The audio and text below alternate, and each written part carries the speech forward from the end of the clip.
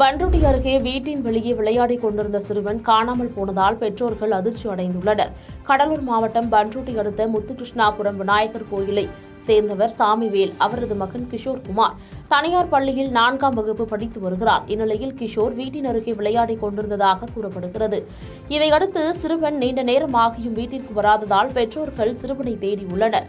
சிறுவன் கிடைக்காததால் இதுகுறித்து பண்ருட்டி காவல் நிலையத்தில் புகார் கொடுத்துள்ளனர். இதையடுத்து காவல்துறை கண்காணிப்பாளர் பழனி தலைமையிலான போலீசார் வழக்கு பதிவு செய்து தீவிரமாக சிறுவனை தேடி வருகின்றனர். பாதகம் செய்பவரை கண்டால் நாம் பயங்கொள்ளலாகாது பாப்பா.